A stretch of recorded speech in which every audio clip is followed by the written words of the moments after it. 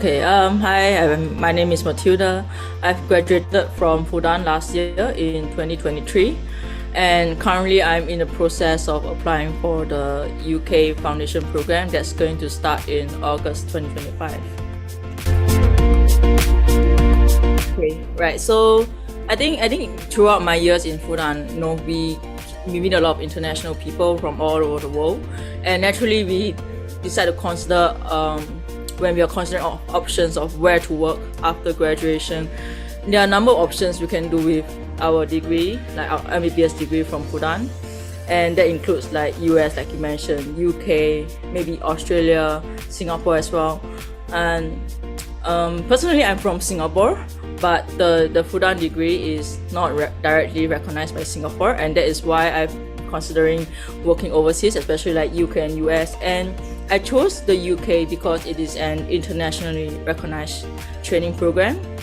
Right, it's recognized throughout the world. So after you train, you get your training from the UK, you are able to move basically anywhere in the world. Like you can go to Australia, you can go to New Zealand, Canada, Hong Kong, Singapore. So I think that was what really attracted me to work in the UK because it's worldwide recognized. So firstly, your university, it has to be recognized by the World Directory of Medical Schools. There is a website that is on the GMC portal where you can click and check whether your school is on the list. Fudan University is one of them, definitely. And there is also an English requirement that you have to pass before you apply to take PLAB 1. That is, you can take either IELTS or OET. So IELTS, you need 7.0 in each section and 7.5 overall. That's a requirement for the GMC. The requirement that you need to meet in order to book the PLAB 1 exam. Right. And OET, you can take the OET as well. You need a B in each section for OET in order to book the PLAB 1 exam. And naturally, you have to take PLAB 1 and PLAB 2. So, you just need the English and your degree. So you have to have already graduated. You have to have your degree. You have to have your English test in order to book PLAB 1 and 2. No experience necessary. I mean, if you want to experience it, of course you can, feel free to do some observerships or even like rotations in certain universities in the UK during your medical school years, but it is not a requirement at all. I had 0 rotations in the UK before I took all these exams, and it's definitely possible. It's not a requirement at all. Okay, so the PLAB 1 exam, it is basically like an application of your clinical knowledge. It is 180 MCQ questions in 3 hours. Wow. And I think I took around like 4 months preparing for the exam. But it really depends on person to person because some people are studying for the exam while working full-time in their home country, so they might take a bit longer to study for it, or they might take shorter depending on like whether they have done previous exams and having already that foundation knowledge required to pass. So some people might need only like 1 or 2 months because they had already done like step 1, step 2 before, so they already have that knowledge in their head, so they don't need that long. It really depends on you, but I think if you want to start from 0, less than half a year is definitely doable. PLAB 2 is like all skis. So there are 16 stations, and the exam takes around 3 hours. I think it takes around 3 or 4 hours as well. But in each station, you have 8 minutes in the station, in addition to 1.5 minutes to prepare for each station. There are 2 rest stations in between. So that's it. Like it is basically all skis. So in 8 minutes, you typically run through a case from the start to the end, and by that I mean that you get a scenario of a patient coming in for these symptoms, and then you go in and interview the patient as if you are seeing him for the first time. So and as you run through the consultation, you ask about a lot of things, right, from the history. You ask for you explore more about his symptoms. You explore whether there are any red flags, things that could indicate something very serious. And you explore his family history, social history, all of that. And particularly you come to a examination. Typically in examination, when you are doing these type of cases, they will just give you the findings. For example, you can say, I would like to examine the chest, and they will give you all the findings for the chest. You don't have to actually do it, do the examination. And once you have the findings, you break the diagnosis to the patient. You tell them, I think you have this disease. And then you talk about how you manage and treat the patient. And once you have done that, you have finished it.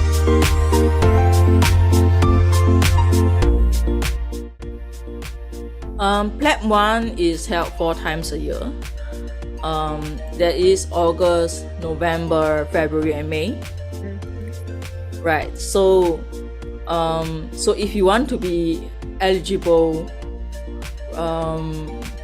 you have to pass PLAB 1 before November, by November actually. So you have August and November to take your PLAB 1 during that year after you apply for the eligibility. So, but PLAB 1 is actually held 4 times a year. PLAB 2 is held almost every day. So when I went into the website, there were dates every single weekday, except for weekends and public holidays, of course. So there is less of anxiety when you have passed PLAB 1 and you have booked PLAB 2. There are so many dates to choose from. You can even choose the exact date you want to go. So yeah. Okay, so if you want to apply for the foundation program, you don't even need to pass PLAB 1 or 2. There is a eligibility period for applying to foundation program. So that is typically in July. Every year in July, there is they have a range of dates where you can apply to be eligible for the foundation program. And after you apply, you can there is a deadline for passing PLAB 1 and 2 in between this application period and when you actually start working. So there are deadlines to meet. So typically the deadline is November for PLAB 1 and May for PLAB 2. So you can do the exams after applying. But of course, if you did not pass the exam by the deadline, you will be withdrawn from the application process. And this application is not with the hospital, but it's with like the GMC, the UK FY1. It's a national system who you are applying with, and it is like a national employer. So after you apply, and they let you choose like which place you want to go to work. But this is more like they just take your preference into account. There is no guarantee that you will get your first choice. So there is 2 rounds of selection process. The first round, you can choose which areas you want to work. For example, like places like London, Oxford, Scotland, places like that. So you can rank these areas, and there are 18 of them right now. So you can rank them according to your preference. And then they will notify you which area you get matched into.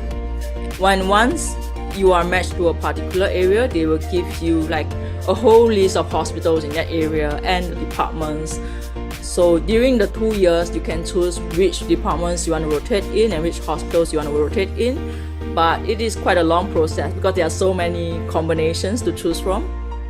And again, you list them according to your preference, and then the system will allocate you. So I think the cost really depends on you, because PLAB 1 have exam centers all over the world. So you might incur additional costs if you fly to that place specifically to take the exam. Anyway, the cost of the exam itself is, for PLAB 1, £268. And for PLAB 2, £981. Wow. F1 doctors, your salary will be £36,000 annually. And I think for F2 is slightly higher. I don't remember the exact numbers, but it's around 40-something thousand. And if you work more hours, obviously you get paid more. And I think in certain special areas like Scotland, Wales, maybe even like Isle of Man, they have this thing called the old contract. So they follow the old contract, and that means that the tax system is a little bit different. So the amount of money you can actually get might be less or more depending on what the contract is.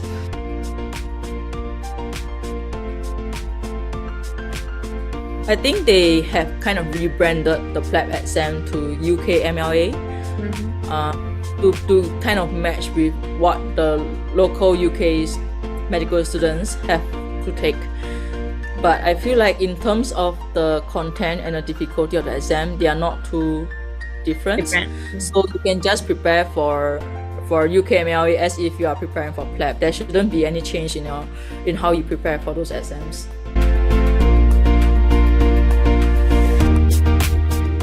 I personally think that no matter where you study, it's always possible to match in different places wherever you want to go.